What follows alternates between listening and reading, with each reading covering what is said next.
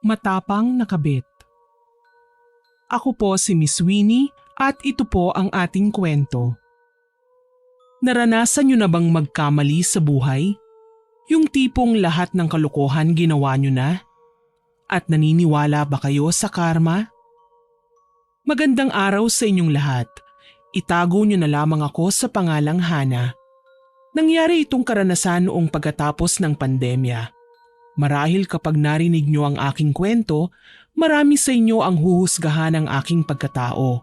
Alam ko naman sa aking sarili na mali talaga ang aking ginawa at malalaman niyo kung ano yon kapag tinapos niyo ang aking buong kwento. Nangyari ito ilang taon pa lamang ang nakalipas. Kilala ako sa aming lugar bilang mabait na bata at masunurin sa aming bahay. Ako kasi ang inaasahan ng aking lolo isko pagdating sa gawaing bahay. Marami noon sa aking nagkakagusto pero ni isa sa kanila ay wala akong pinatulan dahil masyado pa akong bata ng mga panahon na yon. Madalas akong kutsain sa aming lugar na mapili at takot sa lolo. Pero sa totoo lang gusto ko lang talagang ingatan si Lolo Isko dahil siya na lamang ang pamilya na meron ako. Gayunpaman nang magdalaga na ako, lahat ay nagbago. Naiwan kasi ako sa aming bahay, samantalang ang lolo ko naman ay umuwi sa kanilang probinsya. Ayoko sanang maiwan mag-isa at kinumbinsi ko pa si lolo na wag na lamang umuwi. Pero iniwan pa rin niya ako at nagtungo sa probinsya.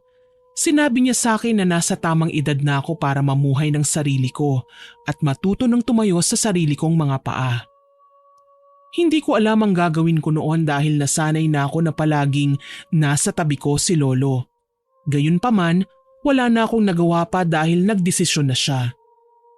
Nang umuwi sa probinsya si lolo, kaagad akong naghanap ng mapapasukang trabaho at nakuha naman ako bilang tagapagbantay sa isang tindahan ng mga damit. Sinipagan ko at kahit na mababa lamang ang sahod ay pinagtiyagaan ko na lang, lalo na at wala namang tutulong sa akin. Unti-unti naman akong nasanay na mag-isa sa bahay. Nung una nahihirapan pa ako dahil para bang hindi ako sanay na nagtatrabaho tapos ako rin ang kikilos sa bahay. Ngunit kalaunan, napagsabay-sabay ko rin ito. Hanggang sa natanggal ako sa trabaho gawa ng nalugi ang aking amo. Pero hindi dahil sa akin, kundi sadya lang hindi pinalad ang kanyang negosyo. Muli akong naghanap ng trabaho at nahirapan naman ako. Sa totoo lang kasi, hindi ako nakapagtapos ng pag-aaral hanggang high school lamang ang aking natapos. Gayunpaman, hindi ako sumuko sa buhay at nagpatuloy hanggang sa makilala ko si Hazel. Bagong lipat lamang ito sa aming lugar at tinulungan niya ako na makahanap ng trabaho. Sobrang saya ko noon dahil sa wakas nagkaroon na ako ng kaibigan. Nang makahanap ako ng trabaho, nagpasya ako na patirahin na lamang sa aking bahay si Hazel para naman may makasama ako, lalo na at malaki naman ang aking tinutuluyan. Naging maayos ang pagkakaibigan namin ni Hazel. Masinop siya sa bahay at palagi pang nagluluto ng makakain naming dalawa. Pareho kaming may trabaho kaya naman sa tuwing wala akong pasok, ako ang siyang kumikilos sa bahay. Kumbaga, tulungan lang kami. Wala naman kaming binabayarang buwan ng upa sa bahay dahil pagmamayari ni Lolo ang bahay na tinitirhan namin. Kaya naman tubig at ilaw lang ang aming iniintindi at pagkain namin sa araw-araw. Sa pagdaan ng araw, parang kapatid na ang turingan naming dalawa ni Hazel sa isa't isa. Pero sa kanya ako natutong uminom ng alak at dahil din sa kanya, nakilala ko ang kauna-unahan kong nobyo. Hindi ko nababanggitin pa ang pangalan niya ha dahil hindi rin naman kami nagtagal. Dahil nang malaman ko na may kinakasama na siya, ako mismo ang nakipaghiwalay. Inaway ko pa nga noon si Hazel. Naku be, hindi ko rin alam na may kinakasama na pala ang mokong na yun eh. Kilala mo naman ako, hindi kita ipapahamak no? Napailing na lang ako noon at hindi ko na lang siya sinisi dahil kagustuhan ko rin naman noon na makarelasyon ang una kong nobyo. Aba syempre, masakit para sa akin na maloko lalo na't binuhos ko ang lahat ng pagmamahal ko sa kanya dahil nga una ko siyang nobyo. Pero syempre hindi ko pa ibinigay ang bataan ko sa kanya. Aba, napakaswerte naman niya kung ibinigay ko, hindi ba? Kaya pagkatapos ng araw na yon, hindi na muna ako nakipagrelasyon. Inuna ko muna ang sarili ko. Palagi kaming umiinom ni Hazel sa bahay pero kaming dalawa lang. Wala kaming ibang kasama. Hanggang sa biglang umuwi si Lolo sa bahay at nagulat siya dahil may bagong tao sa bahay at si Hazel yon. Sino siya po? Nangungupahan ba siya dito sa atin? Agad akong nagpaliwanag kay Lolo. Akala ko pa nga noon magagalit siya sa akin dahil nagpatuloy ako ng libre. Pero natuwa siya dahil sa wakas natuto na raw akong makipagkaibigan. At nakita niya na maayos ang aming bahay. Walang pinagbago. Nakahinga ko noon ng maluwag at mabuti na lang nalinis na namin ni Hazel ang bahay at ibinenta na ang mga naipong bote ng alak. Nanatili ng ilang araw si Lolo sa bahay at naging mabait ako ng mga panahon na yon. Hindi kami lumalabas sa kung saan-saan ni Hazel. Maaga pa lang tulog na kami at hindi kami nakapag-inuman. Nang umalis si Lolo, nakahinga na kami ni Hazel at ang una naming ginawa ay uminom ng alak buong magdamag.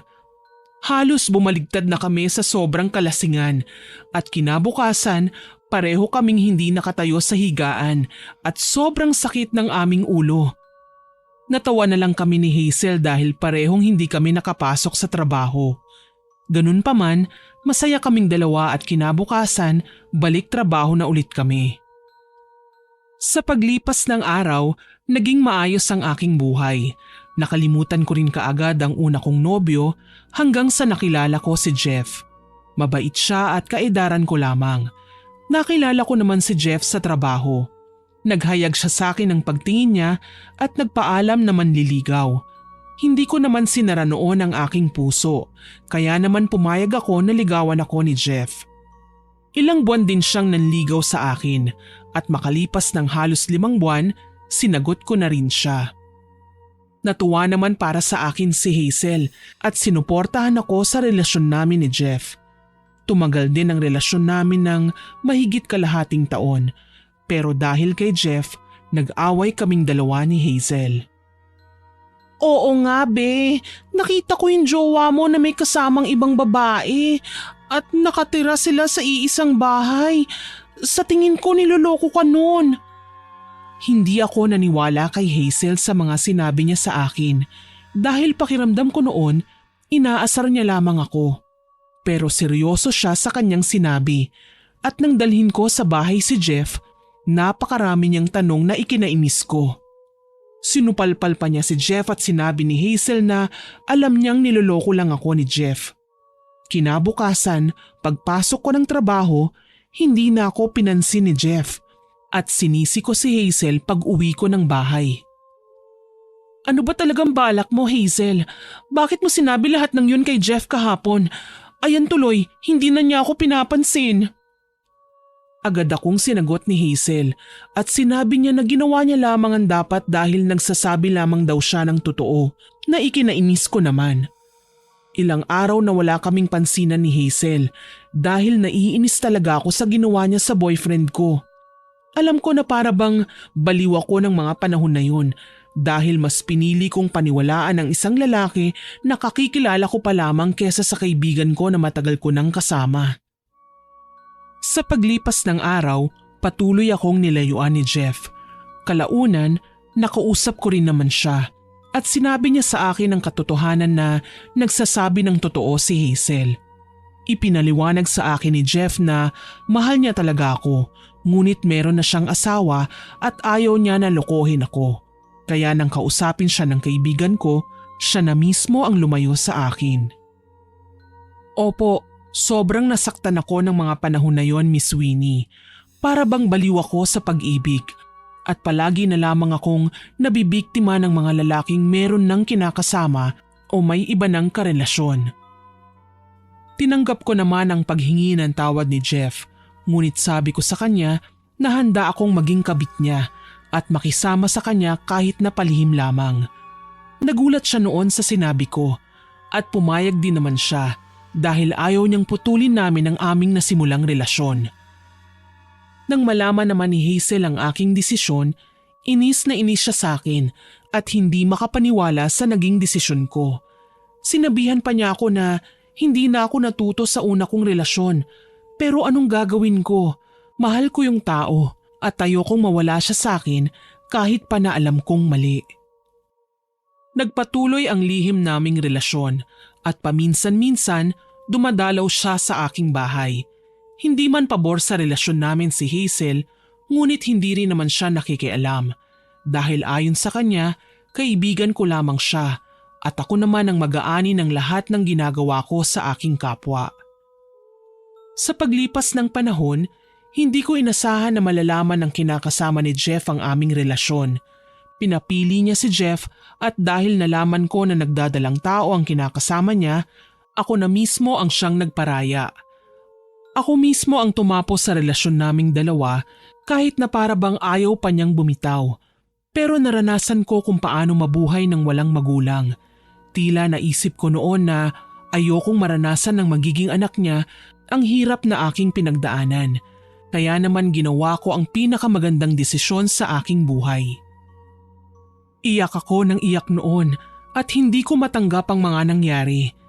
Tinatanong ko noon ang sarili ko kung ano bang nagawa kong mali para palagi na lang masaktan. Laking pasasalamat ko naman noon kasi kahit na hindi ko pinakinggan si Hazel, hindi niya ako iniwanan. Nanatili siya sa aking tabi at pinayuhan pa ako na magbagong buhay. Sinabi niya sa akin na maraming lalaki at makakahanap ako ng taong magmamahal sa akin ng buong buo at wala akong kahati. Dahil sa mga payo ni Hazel, kaagad akong nakalimot sa mga sakit na aking naramdaman sa relasyon namin ni Jeff. Patuloy lang ang buhay at wala akong sinayang na oras. Pinakinggan ko ang mga sinabi sa akin ng kaibigan ko at tama siya dahil buhat nang maghiwalay kami ni Jeff, maraming lalaki ang nahumaling sa akin at nanligaw. Gayunpaman, para bang hindi pa ako handa na makipagrelasyon, kaya naman lahat ng mga nanliligaw sa akin hindi ko sinasagot. Inayos ko muna ang aking sarili at syempre nagpaganda na rin para naman hindi na ako masaktan pa at piliin naman ako ng susunod kong magiging karelasyon. Sa paglipas ng mga araw, natuto akong pahalagahan ang aking sarili. Labis na natuwa sa mga nangyayari ang kaibigan kong si Hazel. Kalaunan, nagkaroon siya ng nobyo at ipinakilala niya sa akin. Masaya ako para sa kaibigan ko pero may kaunting inggit dahil buti pa siya nakahanap na ng taong mamahalin niya at pipiliin siya. Lumipat noon si Hazel sa bahay ng kanyang nobyo at nagsama na nga sila. Hindi rin naman nagtagal at nagpasya na silang magpakasal. Siyempre bilang matalik na kaibigan ni Hazel, inimbita niya ako sa kanyang kasal. Halos mawala na ang lahat ng makeup ko noon sa mukha ko dahil iyak ako ng iyak sa sobrang saya na naramdaman ko para sa aking kaibigan. Natawa pa siya dahil nang matapos ang seremonya ng kasal, nakita niya na nagpupunas ako ng luha at nag-aayos ng muka. Niyakap ko si Hazel ng napakahigpit at nangako kami sa isa't isa na magiging matalik pa ring magkaibigan. Tinupad namin sa isa't isa ang aming binitiwang pangako. Dahil sa tuwing may problema ang isa sa amin, palagi kaming nagdadamayan. Sa tuwing nag-aaway sila ng kanyang asawa, palagi ko siyang pinapayuhan. Sa tuwing nasasaktan naman ako sa mga nagiging karelasyon ko, palagi rin siya sa aking tabi. Naging matibay ang aming pagkakaibigan dahil subok na ito ng panahon. Gayunpaman nang magkaroon ng anak si Hazel, naging abala na siya sa buhay may asawa. Masaya ako para sa kanya at hindi na rin naman sila gaanong nagtatalo ng kanyang asawa. Naging maayos ang pamilya nila samantalang ako hindi ko pa rin nakikilala ang lalaking mamahalin ako at pipiliin habang buhay. Hanggang sa nalipat ako ng ibang departamento. Dito ko nakilala si Nico. Masipag siya at mabait. Siya ang nangunguna sa aming lahat noon. Kumbaga, mas angat ang posisyon niya kesa sa amin. Kaya naman palagi niya kaming tinuturuan, lalo na ang mga baguhan pa lamang. Hindi ko alam pero parang nahuhulog ako sa unang tingin sa kanya, yung tinatawag na love at first sight. Sa paglipas ng mga araw, palagi kaming nagkikita ni Nico. Wala naman akong sinabi sa kanya tungkol sa aking naramdaman nung una ko siyang nakita. Naging malapit kaming magkaibigan at syempre, ikinuwento ko kay Hazel ang mga nangyari sa trabaho ko at kinilig naman siya. Naku be, baka yan ay inaantay mong prinsipe. Baka siya na yung nakalaan para sa'yo pero wag ka munang papahalata ah. Kilalanin mo muna at baka mamaya maulit na naman ang nangyari sa mga nagdaan mong relasyon. Ingatan mo na ang puso mo at masamang masaktan niya ng paulit-ulit at baka mapagod. Napangiti na lang ako sa sinabi noon ni Hazel. Natuwa ako dahil sinusuportahan niya ako at syempre pinayuhan niya ako para hindi na raw ako masaktan pang muli. Nakakatuwa lang dahil kahit naabala siya sa kanyang pamilya, nagagawa niya pa rin na magbigay sa akin ng kahit konting oras. Sobrang saya ko na meron akong kaibigan kagaya ni Hazel na walang ginawa kundi suportahan at damayan ako. Sa paglipas ng mga araw, unti-unti kaming naging malapit ni Nico at sobrang saya lang sa pakiramdam na may bagong taong pumasok sa aking buhay na nagpapasaya sa akin at nagbibigay kulay sa aking mundo. Simula kasi nang maghiwalay kami ni Jeff, para bang nanlamya na ako at hindi na naniniwala sa pag-ibig. Naging malapit kaming magkaibigan ni Nico at hindi siya naglihim sa akin. Pasensya ka na pero aaminin ko. Meron akong unang asawa at meron kaming anak. Pero namatay rin naman siya dahil sa kapabayaan niya na naging dahilan kung bakit kami naghiwalay. Ngayon pa lang sinasabi ko na sa'yo kasi naging totoo ka sa akin at ayoko na huli na bago mo malaman. Sa totoo lang po, nagulat talaga ako nang malaman ko na meron ng asawa si Nico.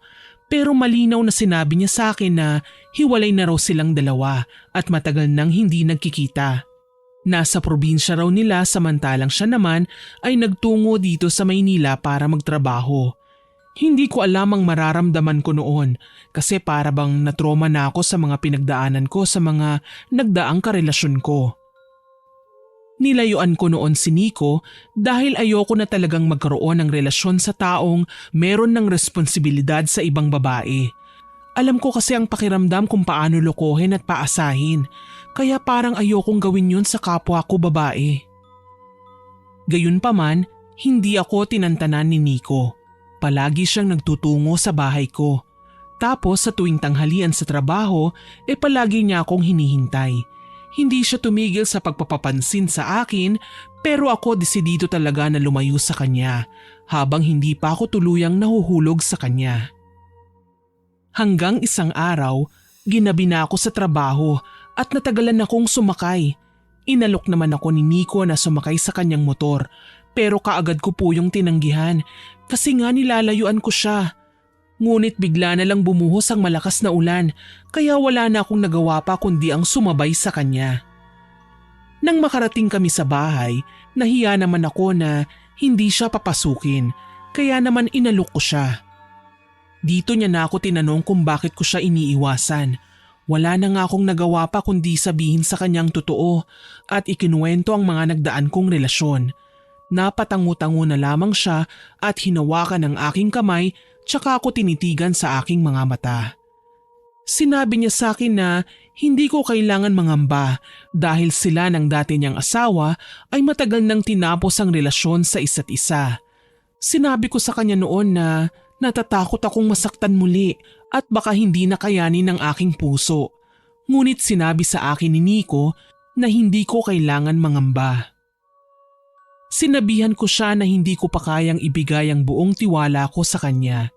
At sinabi niya na maghihintay siya hanggang maging buo na ang tiwala ko sa kanya. Natuwa ako sa mga sinabi niya dahil pakiramdam ko desidido siya na makuha ang aking buong tiwala. Matapos ang araw na yon, hindi ko na nilayuan pa si Nico. Hinayaan ko na siyang pumasok sa aking buhay. Nang magkaroon naman ako ng day off, agad na dumalaw ako sa kaibigan ko at ikinuwento ko kay Hazel ang lahat ng mga nangyari. Sinabihan niya ako na Huwag munang magtitiwala ng lubusan at kilalanin ko muna ang lalaking yun. Tumango naman ako at nangako kay Hazel na hindi na ako iiyak at magtitira na ng pagmamahal para sa aking sarili. Natuwa si Hazel sa mga sinabi ko dahil nakikita niya raw na natuto na ako mula sa mga kamalian ko sa nakaraan. Nagkwentuhan kami hanggang sa hindi na namin namalayan na gabi na pala. Kaagad akong nagpaalam kay Hazel at umuwi sa aming bahay. Pagdating ko doon, laking gulat ko dahil nandoon si Lolo. Marami itong daladalang pasalubong para sa akin at sinabi niya na doon muna siya mananatili sa bahay ng ilang linggo dahil may kailangan siyang ayusin. Hindi naman na ako nagtanong pa kay Lolo dahil nasanay na ako na bigla-bigla na lamang siyang sumusulpot. Sa pananatili ni Lolo sa bahay, para bang naiilang ako dahil nasanay na ako na walang kasama. Gayunpaman, wala akong magagawa dahil si Lolo pa rin ang may-ari ng bahay at ako lang ang kaanak niya sa aming lugar. Hanggang sa sumapit ang aking kaarawan, wala naman talaga akong balak na magdiwang ng aking kaarawan ng mga sandaling yon. Pero pag uwi ko sa bahay, laking gulat ko dahil merong mga handa at naroon si Hazel. Nagulat pa ako kasi kasama nila si Nico at may daladala itong bulaklak. Samantalang si Lolo naman hinila ako sa isang sulok at kinausap. Sabi niya sa akin na mag-iingat ako at palaging alagaan ang aking sarili. Sinabi niya pa sa akin na gusto niya raw ang manliligaw ko para sa akin. Siyempre hindi ako makapaniwala sa mga sinabi ni Lolo pero masaya ako dahil sinusuportahan niya ako. Binigyan niya ako ng regalo na isang pulseras. Sinabi ni Lolo sa akin na wag ko raw yun huhubarin dahil magsisilbing proteksyon ko raw yun sa kahit na anumang kapahamakan at kasamaan. Sinunod ko naman ang sinabi ni Lolo at hindi yun hinubad. Nagpatuloy ang kasiyahan at labis akong natuwa dahil lahat ng mahalaga sa akin ay naroon. Naiyak pa nga ako noon sa mga mensahe nila na ipinarating sa akin. Matapos ang pagdiriwang ng aking kaarawan, umuwi na rin naman sila Hazel kasama ang asawa niya at maging si Nico umuwi na rin sa kanyang bahay. Kinabukasan, nagpaalam na si Lolo na uuwi na ng probinsya at sinabi niya sa akin na dadalaw na lang ulit siya kapag may oras. Hinatid ko sa sasakyan si Lolo at saka ako pumasok sa trabaho. Sa pagdaan ng mga araw, hindi ako nakaramdam ng lungkot dahil kay Hazel at Nico. Base sa pagkakatanda ko, 3 taon mahigit na nanliligaw sa akin si Nico bago ko siya tuluyang sinagot. Sa 3 taong panliligaw sa akin ni Nico, nakilala ko siya ng mabuti. Hindi siya naglihim sa akin at ipinakilala niya rin ako sa kanyang pamilya. Mababait naman sila at tanggap ang relasyon naming dalawa. Sumusuporta sila sa akin dahil hindi raw ako katulad ng naunang babaeng ipinakilala sa kanila. Wala naman akong pakialam noon sa dating relasyon ni Nico dahil ang mahalaga sa akin ay ang relasyon naming dalawa. Isang beses ay nagtungo kami sa probinsya nila at doon muna nanatili habang wala kaming pasok sa trabaho. Isang araw habang mahimbing na natutulog, bigla na lamang may bumuhos sa akin na malamig na tubig. Kaagad akong napatayo at nakita ko ang isang babae na nakapamewang. Nakataas pa ang kilay niya habang titig na titig sa akin. At sino kang babae ka? Ano ang ginagawa mo dito sa aming bahay? Napakunot ang noo ko sa tanong ng babae sa akin at tinanong ko siya kung bakit niya ginawa ang bagay na yon. Bigla niya akong sinampal ng 2 beses at hindi sinagot ang aking tanong. Aba, sumusobra ka na.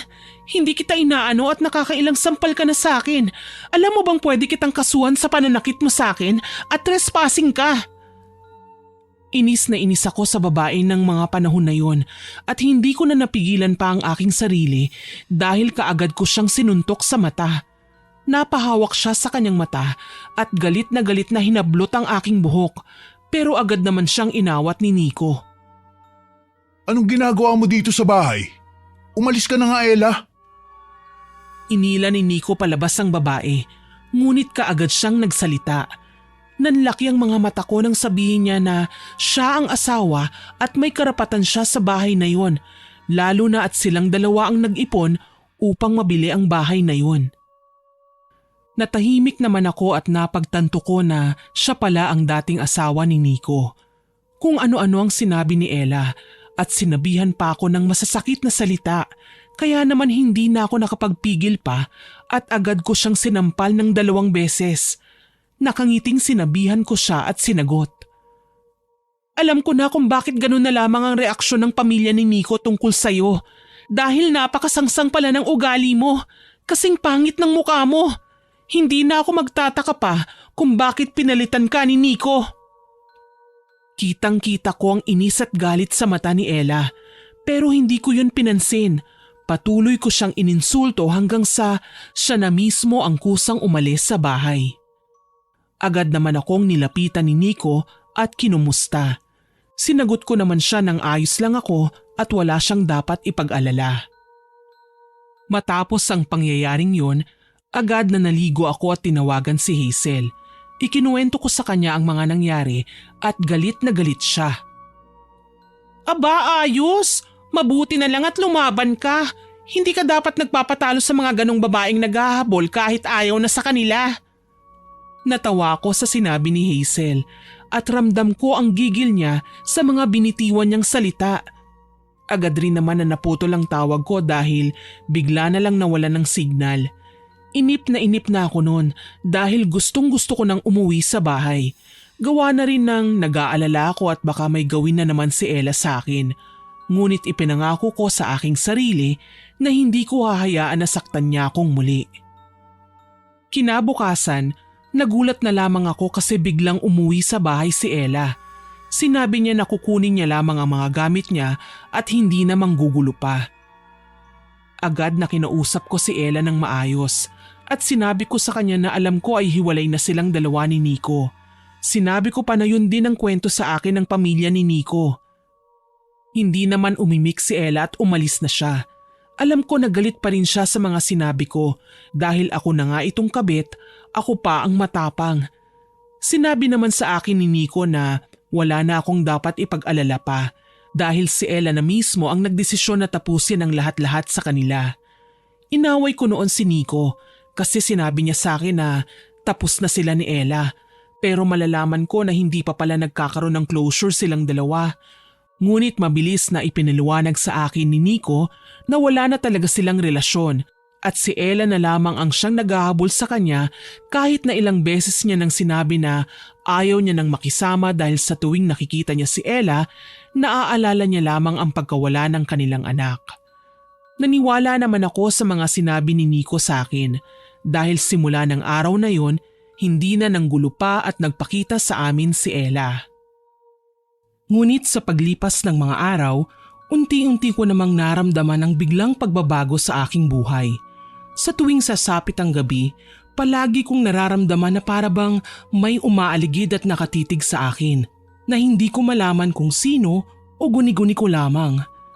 Isang gabi, hindi kaagad nakauwi si Nico sa bahay dahil nagkaroon siya ng trabaho kasama ang kanyang kuya.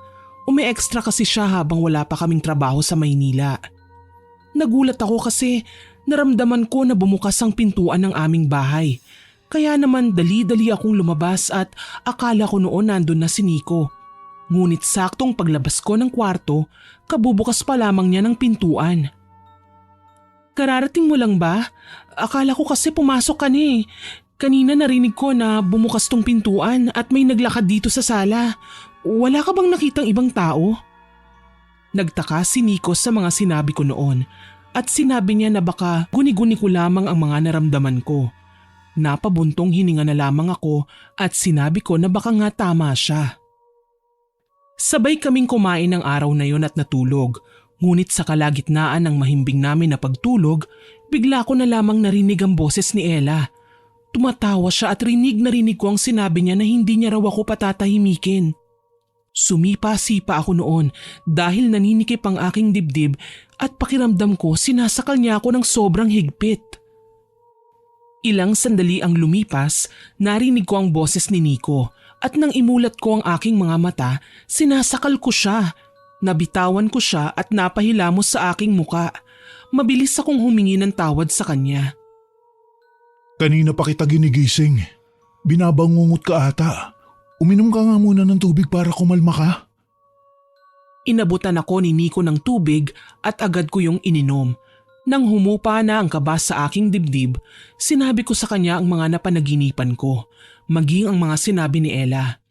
Pinakalma ko ni Nico at sinabi niya na maaaring masamang panaginip lamang ang lahat ng yon at masyado lang akong nadadala sa kaiisip kay Ella. Sinabihan ko noon si Nico na gusto ko nang umuwi sa Maynila para mapanatag na ang puso ko at nangako naman siya na uuwi na kami kapag nakakuha siya ng pera. Tinupad naman ni Nico ang kanyang pangako sa akin at umuwi kami sa Maynila. Upang palagi ko siyang kasama, sa bahay ko na lamang siya pinapatulog at pinatira. Para na kaming mag-asawa ng mga panahon na yon, pero kahit nasa Maynila na ako, hindi pa rin nawawala ang takot sa dibdib ko patungkol kay Ella. Halos gabi-gabi binabangungot ako at para bang may nakadagan sa aking dibdib na sobrang bigat na bagay at hindi ako makahinga. Sinabihan ako ni Nico na magpatingin na ako sa doktor at nung wala kaming pasok, sinamahan niya ako. Napakaraming nireseta sa akin na gamot ng doktor. Ayaw ko man na inumin ang mga yon, palagi kong pinapaalalahanan ni Nico na para raw yon sa ikabubuti ko. Sa paglipas ng mga araw, halos lalong lumala ang sitwasyon ko at minabuti ni Nico na wag na lamang akong pagtrabahuhin upang makapagpahinga ako sa bahay. Nag-alala naman si Hazel sa akin kaya naman dinalaw niya ako sa bahay at sinabihan ako na baka masyado lang nadadala ako ng emosyon ko kaya nangyayari sa akin ang mga bagay na yon. Tinanong pa niya ako kung ano ba ang plano ko gayong hindi na maganda ang aking kalagayan. Ngunit hindi ko alam ang isasagot ko noon at sinabi ko na baka dala lamang yun ng sobrang pag-iisip ko sa relasyon namin ni Nico. Nag-alala ako na baka maulit ang nangyari sa amin ng mga dati kong kasintahan. Sinabihan ako ni Hazel na magpahinga na lamang. Sinamahan niya ako sa bahay hanggang sa nakatulog na ako. Ilang sandali ang lumipas, napatayo ako at laking gulat ko dahil hawak-hawak ko ng kutsilyo at itatarak ko na yun kay Hazel na pawis. Halata sa kanyang mata ang takot at kaba habang pigil na pigil sa kamay ko na may hawak na kutsilyo. Mabilis kong binitawan ang hawak kong patalim at napaiyak na lamang ako. Tinanong ko si Hazel kung bakit nangyayari sa akin ang mga bagay na yun at paano na lamang kung napatay ko siya. Sinabi ko na hindi ko talaga mapapatawad ang sarili ko kapag nangyari yun. Niyakap ako ni Hazel at sinabihan niya ako na humingi na ng tulong sa dapat puntahan. Alam ko ang tinutukoy niya at walang iba kundi si Lolo Isko. Ngunit ng mga panahon na yon, nag-aalinlangan ako dahil natatakot ako na baka husgahan ako ni Lolo at sabihan ako ng masasakit na salita. Ngunit sinabi sa akin ni Hazel na sasamahan niya ako na harapin si Lolo at ipaalam ang mga nangyayari sa akin. Nang araw na yon, nagpaalam ako kay Nico na uuwi muna ako sa probinsya ni Lolo. Sinamahan naman ako ni Hazel at iniwan na muna niya sa kanyang biyenan ang kanyang anak. Pagdating sa bahay ni Lolo, agad na niyakap niya ako at nagtanong na kumusta na raw ako. Nagulat pa siya nang makita na wala yung binigay niyang pulseras. Sinabi ko naman kay Lolo na nawala ko ito. Pinapasok kami ni Lolo Isko sa bahay niya at pinakain. Matapos na kumain, sinabi ko sa kanya ang aking problema at hindi naman nagulat si Lolo. Matagal ko nang alam ang sitwasyon mo, Apo. At nakilala ko na kung sinong kumukulam sa'yo. Nagulat ako sa sinabi ni Lolo at hindi ako makapaniwala nang sabihin niyang kinukulam ako. Sobrang gulo ng isipan ko noon. Pero isa lang ang pumasok sa isipan ko na gumagawa sa akin noon. Walang iba kundi si Ella. Hindi naman sinabi sa akin ni Lolo kung sino ang kumukulam sa akin at siya na raw ang bahala. Binigyan ako ni Lolo ng pangontra upang hindi ko raw maranasan ng mga kakaibang kaganapan sa akin ng mga nakaraang araw. Labis akong nagpasalamat kay Lolo dahil kahit napasaway ako sa kanya, hindi pa rin niya ako pinabayaan. Matapos na makausap ko si Lolo ay napanatag na ang aking kalooban. Bumalik ako sa bahay at umuwi naman si Hazel sa kanyang pamilya.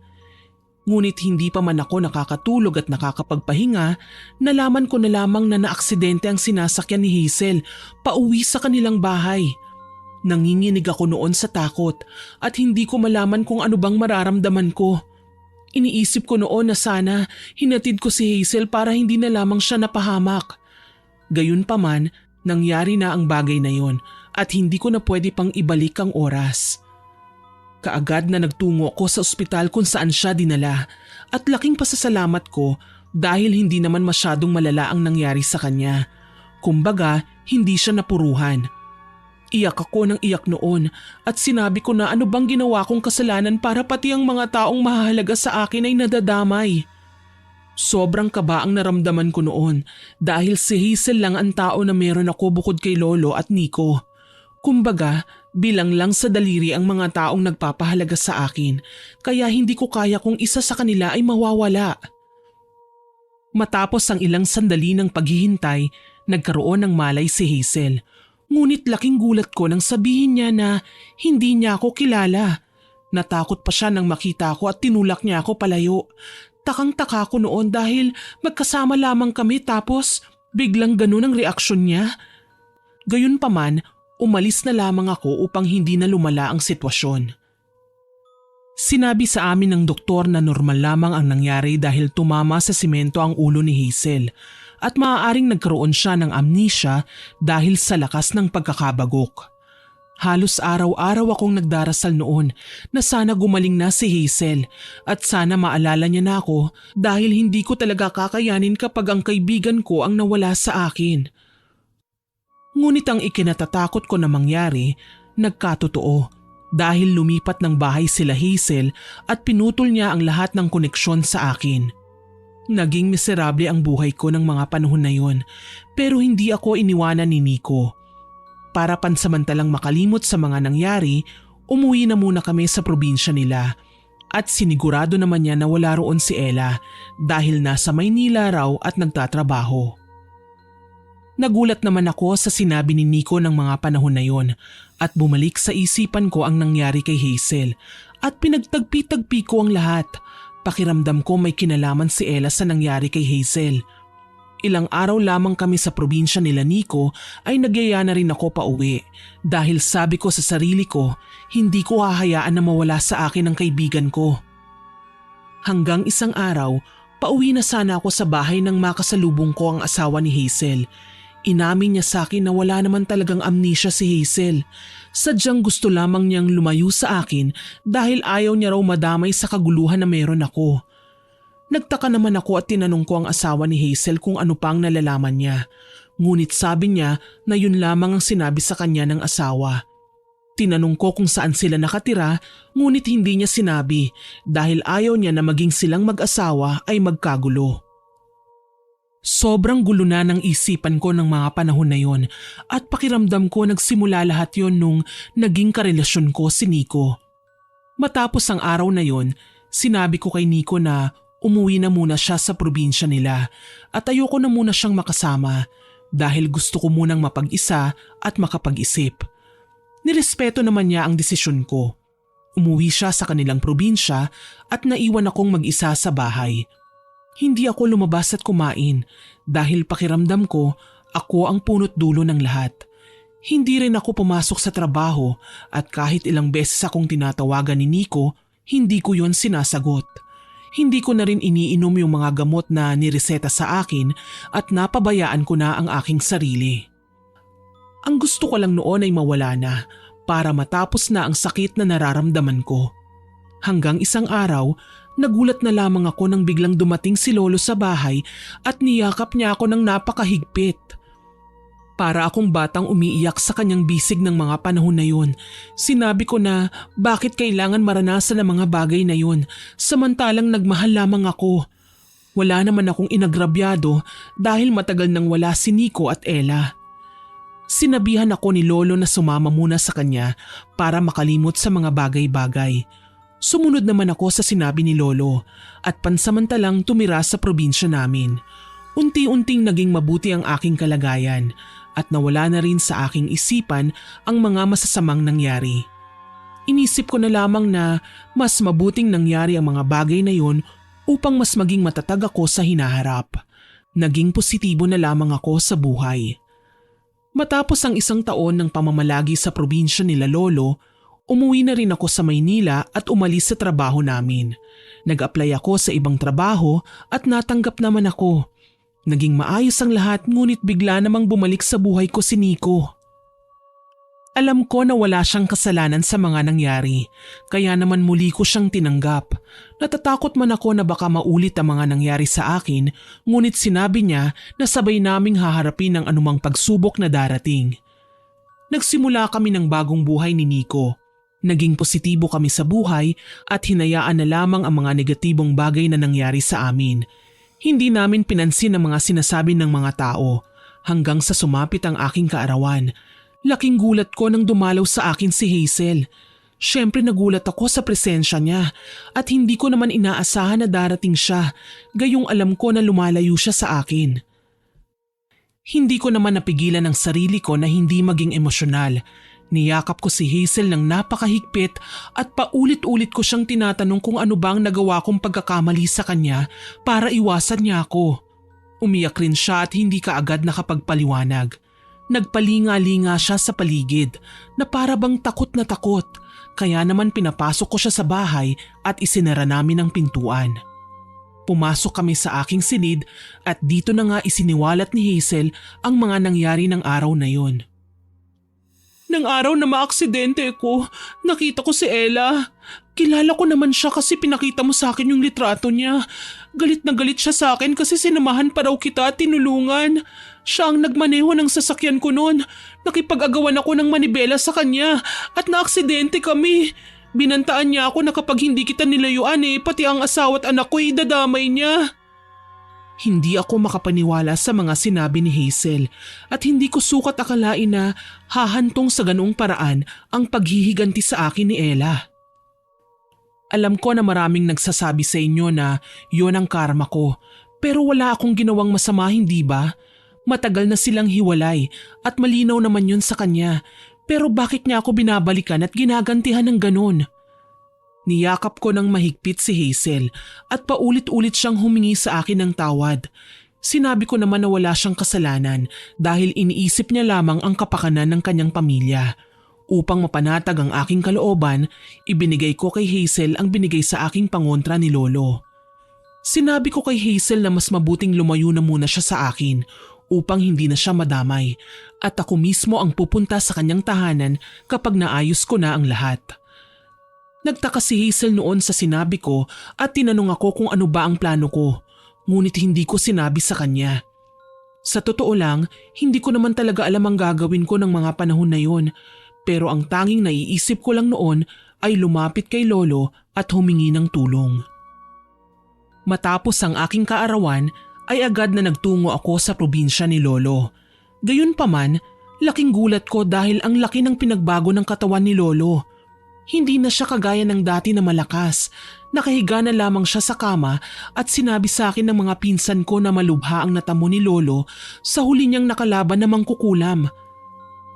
Nagtaka ako sa sinabi ng pinsan ko dahil akala ko'y huminto na si Lolo sa panggagamot. Kaya naman agad ko siyang kinausap at saka ko lang nalaman na si Ella pala ang kanyang nakalaban.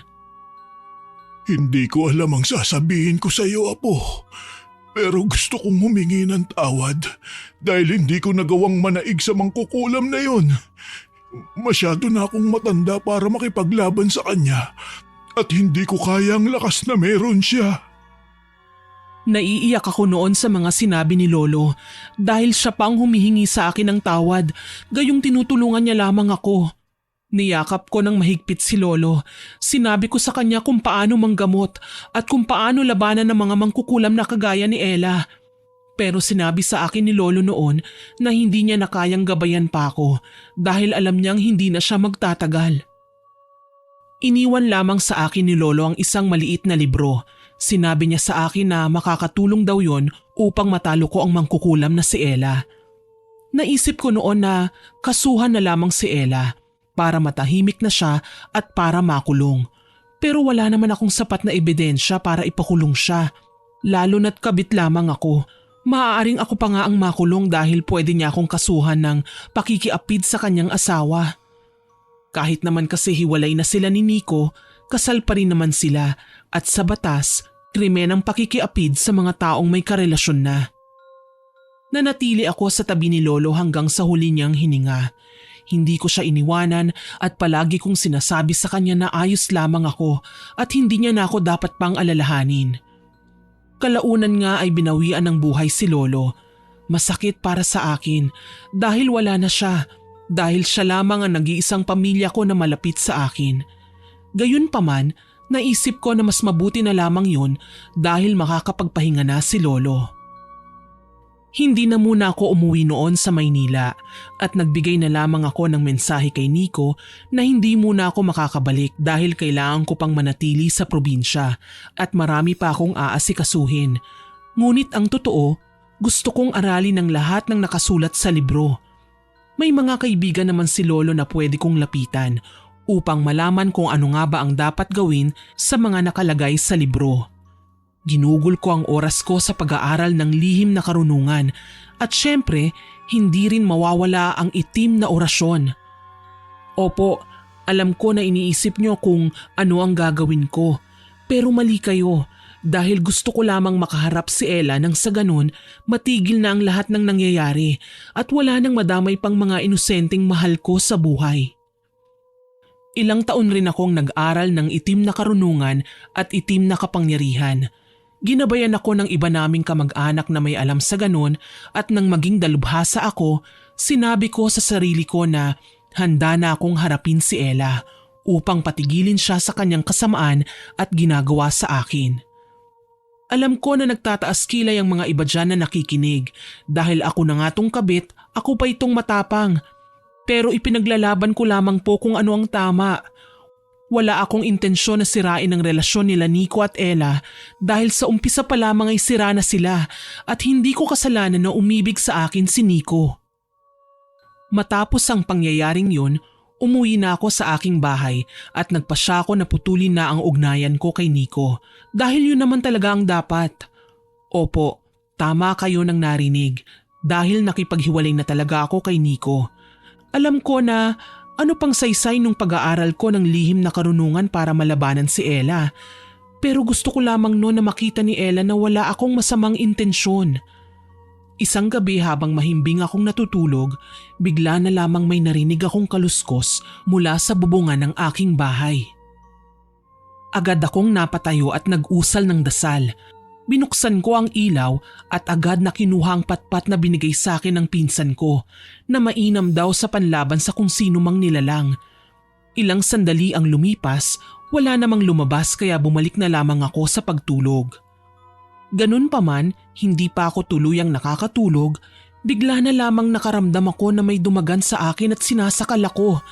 Nang iminulat ko ang aking mga mata, nakita ko ang isang nilalang na mabalahibo, mapulang mata at nanlilisik na nakatingin sa akin.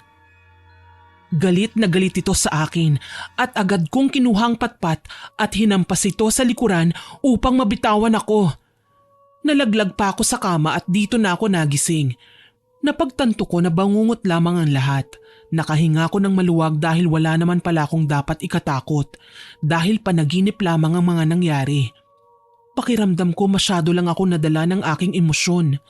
Ganun pa man, lumipas ang ilang araw at paulit-ulit akong binabangungot kaya naman wala na akong nagawa pa kundi ang mag-orasyon upang malaman kung ano bang nangyayari sa akin. At dito ko nalaman na kinukulam ako ni Ella. Hindi pa rin siya tumitigil sa panggugulo sa akin kahit na hiniwalayan ko na si Nico. Kaya naman ang ginawa ko upang matigil ito, gumawa ako ng ritual at ibinalik sa kanya ang mga ginagawa niya sa akin. Natahimik naman ang buhay ko ng mga panahon na yun. Hindi na ako binabangungot at alam ko na bumalik kay Ella ang lahat ng ginawa niya sa akin.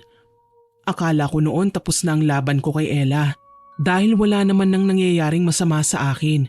Hindi na niya ako ginulo pa at naisip ko na baka napagod na rin siya.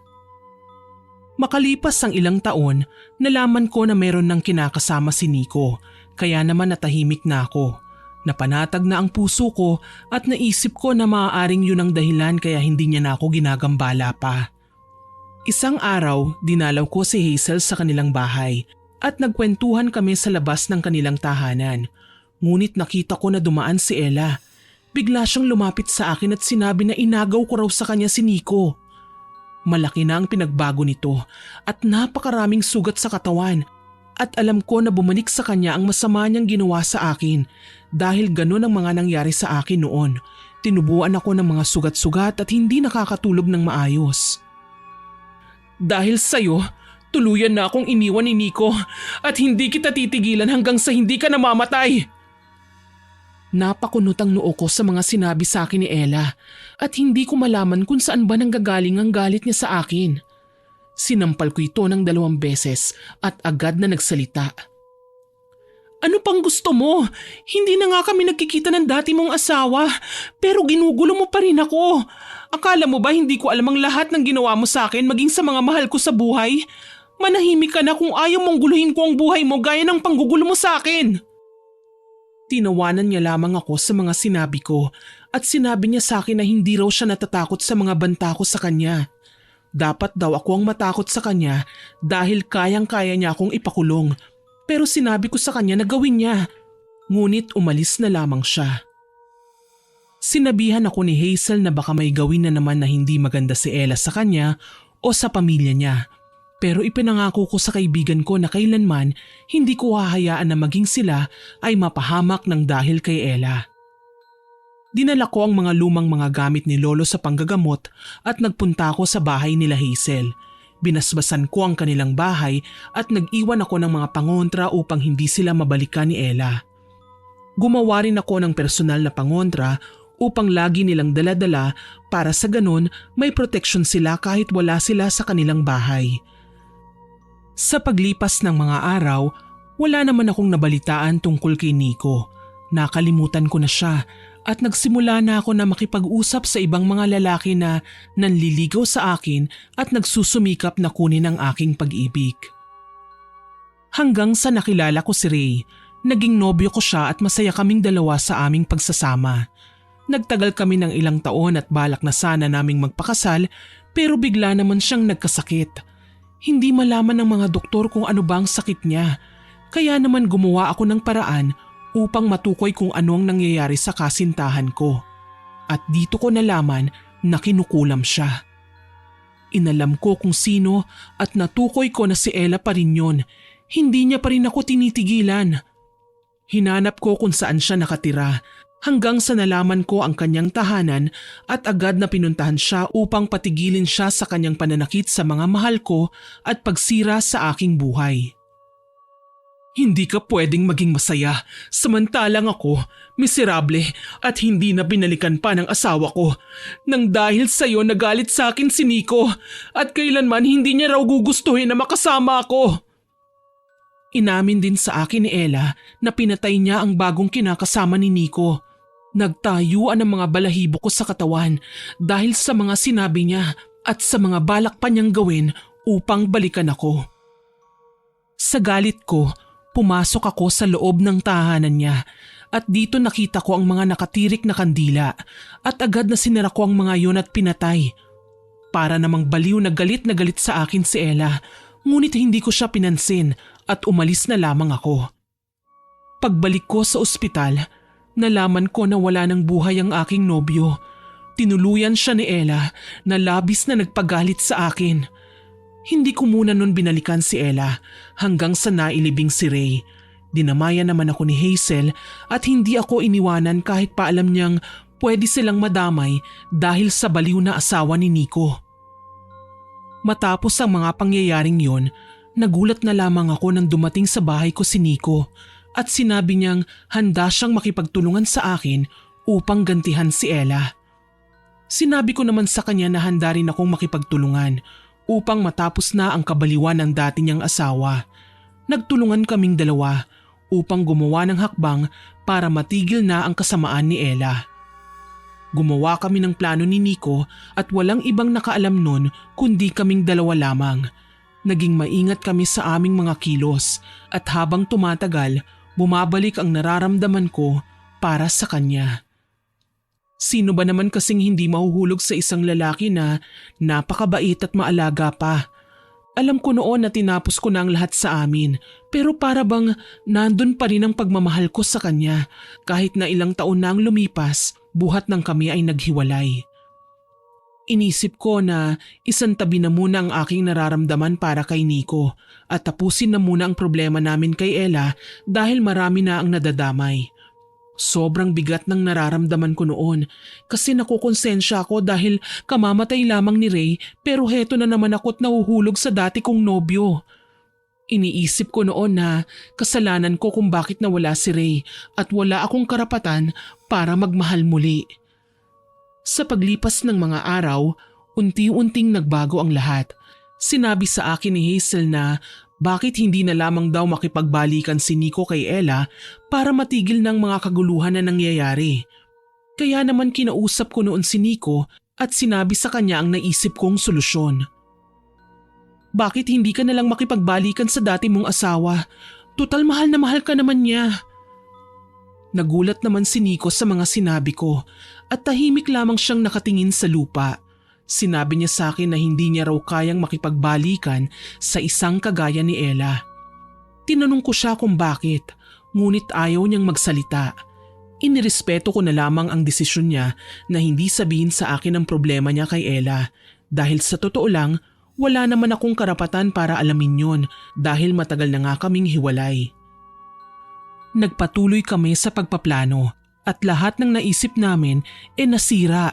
Dahil alam namin na hindi rin naman magiging solusyon ang mga bagay na yon para matapos ang kasamaan ni Ella. Hanggang isang gabi, kinausap ako ni Nico. Tama ka. Tanging solusyon sa problemang ito ay ang balikan ko si Ella. Para matigil na siya sa kanyang ginagawa. Babalik na lamang ako sa kanya kahit na hindi ko siya gustong makita. Parang tumagos sa puso ko ang mga sinabi ni Nico at nakaramdam ako ng inis at galit pero hindi ko pinahalata sa kanya. Tinanong ko siya kung bakit ayaw niya nang bumalik pa kay Ella, kung ano ang dahilan at bakit sila naghiwalay. Bukod sa naiinis siya sa tuwing nakikita niya si Ella dahil nga naaalala niya ang pagkawala ng kanilang anak. Dito na isiniwalat ni Nico ang lahat ng sikreto ni Ella. Sinabi sa akin ni Nico na mahal niya noon si Ella. Pero bigla na lamang nagbago ang lahat simula nang mamatay ang nanay niya. Isang gabi raw, bigla na lamang nawala si Ella sa bahay nila at dahil nag-aalala siya, hinanap niya si Ella. Ngunit pagbalik niya sa kanilang bahay, wala nang buhay ang kanyang anak at kinakain ito ng sarili niyang asawa na walang iba kung hindi si Ella. Sinabi sa akin ni Nico na bukod sa pagiging mangkukulam ay isa ring aswang si Ella. Kaya marahil hindi ko siya matatalo sa pamamagitan ng pakikipaglaban gamit ng lihim na karunungan. Kakaiba raw ang lakas na meron si Ella, kaya naman mas mabuti na daw na bumalik na lamang siya kay Ella, kahit na hindi niya maaatim na makita ang pagmumuka niya kahit na ilang segundo lang. Sabi ko noon kay Nico, bahala siya kung anong desisyon niya. Pero sabi ko, sundin niya pa rin ang sinasabi ng kanyang puso. Ngunit sinabi sa akin ni Nico na ang nais niyang makasama ay ako dahil nakita niya sa akin yung tunay na pagmamahal. Gusto na lamang niyang matapos ang lahat at kalimutan na lang ang mga nangyari kaya babalik na lamang daw siya kay Ella dahil yun naman daw ang tama.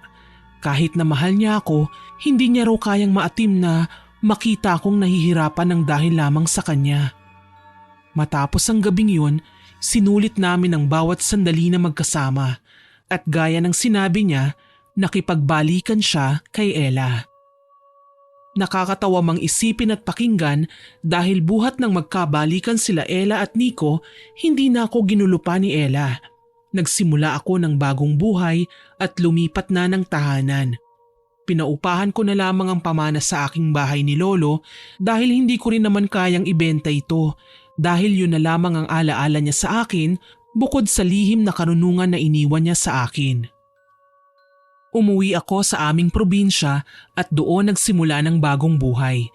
Ipinagpatuloy ko ang naiwang panggagamot ni Lolo. Natuwa naman ang mga pinsan ko dahil bumalik na daw ako at tinanggap ang aking kapalaran. Nang dahil sa mga nangyari, naging malapit ako sa mga kamag-anak ko. Hindi naman pala sila galit sa akin, sadyang malayo lamang ang loob ko sa kanila noon dahil hindi ko sila nakakasama. Pero buhat nang lumipat ako sa aming probinsya, nakilala ko ang tunay nilang ugali at mahal pala nila ako. Hindi na muna ako umibig noon at wala na akong naging balita pa kay Nico. Palagi naman kaming nagtatawagan ni Hazel at sinasabi niya sa akin na namimiss niya na raw ako. Kaya naman isang araw, nagpa siya akong bisitahin siya sa Maynila kahit na napakalayo niya sa probinsya namin.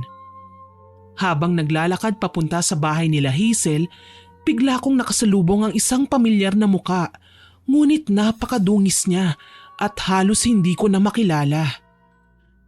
Nang makita ko ang taong yun ay agad niya akong niyakap, ngunit nagsalita siya ng kung ano-ano na ikinagulat ko. Agad na isinama ko ang taong yun sa bahay nila Hazel at pinakain naming magkaibigan. Nalaman namin na hindi naging maayos ang trato ni Ella kay Nico, kaya naman nabaliw siya at naging palaboy sa lugar namin. Nasabi sa akin ni Hazel na hindi niya siya nakikita noon, kaya maaaring napadaan lamang si Nico. Naawa ko noon kay Nico dahil napabayaan na niya ang kanyang sarili nang dahil sa akin. Sa sobrang pagmamahal niya sa akin, isinakripisyo niya ang kanyang sariling kalayaan. Hindi naman makapaniwala si Hazel dahil naging ganoon ang buhay ni Nico. Hindi rin namin ito makausap ng maayos, gawa nga nang nawala na siya sa kanyang sarili. Dinala namin sa pasilidad si Nico upang maging maayos ang buhay niya at ipinaalam ko sa kanyang mga kamag-anak ang mga nangyari sa kanya. Iyak sila ng iyak dahil matagal na rin nilang hinahanap si Nico dahil itinago siya sa kanila ni Ella. Hindi ko alam noon kung anong mararamdaman ko, kung malulungkot ba ako o magagalit. Pero sadyang ganun talaga ang tadhana. Hindi mo malalaman kung ano ang susunod na mangyayari sa iyong buhay. Kinalaunan, naging maayos naman ang kalagayan ni Nico at naikwento niya sa akin kung gaano siya pinahirapan ni Ella. Pinipilit siyang kumain ng mga hilaw na karne at makipagtalik sa kanya ng sapilitan. Nais rin daw ni Ella na maging aswang siya, kaya naman tumakas si Nico sa tahanan ni Ella, ngunit naligaw siya at naging palaboy hanggang sa nalipasan na siya ng gutom dahilan para mawala siya sa kanyang sarili. Hindi ako makapaniwala sa mga nangyari kay Nico at sabi ko na babawi ako sa kanya. Tinupad ko nga ang pangako ko kay Nico na babawi ako sa kanya. Hindi ko na siya iniwanan pa at isinama ko na lamang siya sa aming probinsya para makapagsimula ng bagong buhay. Hindi ko akalain noon na sa hinaba-haba ng aming nilakbay at pinagdaanan, kami pa rin pala ang magkakatuluyan sa dulo. Pero may parte pa rin sa puso ko na nag-aalala na baka bigla na namang sumulpot si Ella at balikan kami. Hanggang sa nagpakasal nga kami ni Nico. Opo, kinasal kami dahil nalaman ni Nico na hindi naman pala tunay ang kasal nila ni Ella at pineke lamang ng babae ang lahat. Hindi nagtagal, nagkaroon kami ng anak at 1 taon ang lumipas na buntis muli ako. Naging masaya ang aming buhay at inisip ko noon na kalimutan na ang mga nangyari sa nakaraan dahil masaya naman na kami. Ngunit ika nga, lahat ng kasiyahan ay may kaakibat na kalungkutan. Habang mahimbing akong natutulog sa aming bahay kasama si Nico, bigla na lamang kaming nakarinig ng malakas na kalabog mula sa bubungan ng aming bahay. Nangangati rin ang aking pusod ng mga oras na yon at kaya tumayo ako at sinindihan ang ilaw. Dito ko nakita ang dila na katapat ng aking tiyan. Ginising ko si Nico at sa pagmamadali niya, hindi na niya namalayan ang kanyang sunod na ginawa. Kumuha siya ng gunting sa lamesa at agad na ginunting ang dilang nakalawit. Bumaba si Nico na dala-dala ang isang itak at nagsisisigaw siya sa labas. Nang dahil sa eksena, nagising ang mga pinsan ko at iba pa naming kamag-anak. Nagulat sila sa pagsigaw ni Nico at agad naman nilang hinanap ang sinasabi niyang aswang. Ngunit hindi na nila naabutan pa at ang tanging naiwan na lamang ng aswang ay ang kapiraso ng kanyang dila. Sinabi sa akin noon ng mga pinsan ko na wag kong alalahanin yung tungkol sa bagay na yon dahil sila na raw ang bahala sa aswang. Gayunpaman, simula ng araw na yon, palagi nang sumasakit ang aking tiyan. Pinulsuhan ako ng pinsan ko at sinabi niya na wala ng bata. Pero hindi ako naniwala at nang dalhin ko nga sa doktor, tama nga ang sinabi niya at kailangan tanggalin ang sanggol dahil kung hindi, pati ako ay mapapahamak. Wala na nga kaming nagawa pa kundi sumang-ayon sa nais ng doktor, kesa naman mawala rin ako. Sobrang sakit para sa aming mag-asawa dahil nawalan kami ng anak, ngunit ganun pa man, hindi na lamang kami nagpadala pa sa mga nangyari at mas pinili naming magpatuloy sa buhay.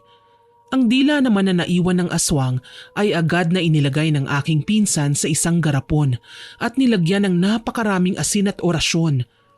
Sinabi ng mga pinsan ko na babalikan yun ng aswang, kung hindi ay mamamatay siya.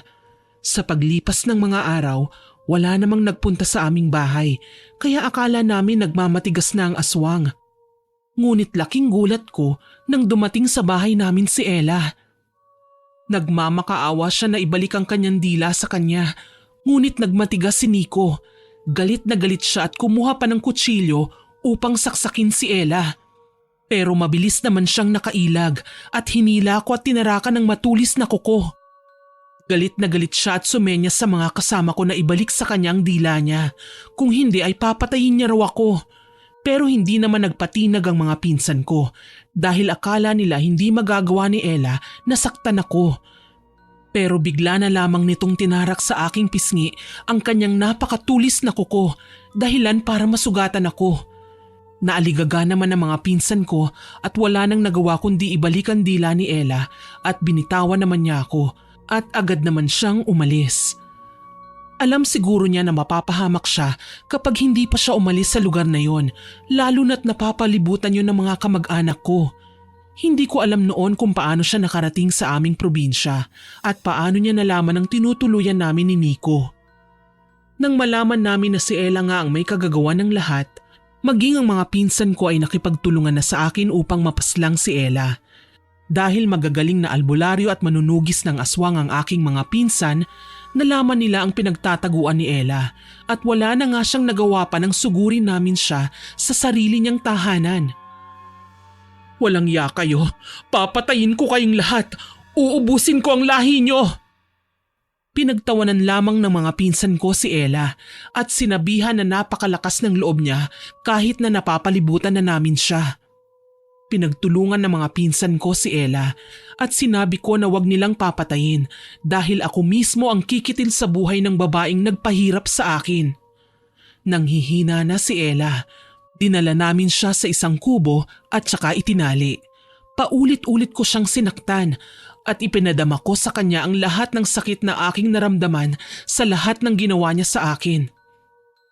Ginawa kong lahat para intindihin ka. Nagparaya ako para sa'yo para manahimik ka. Ngunit hindi mo pinahalagaan si Nico.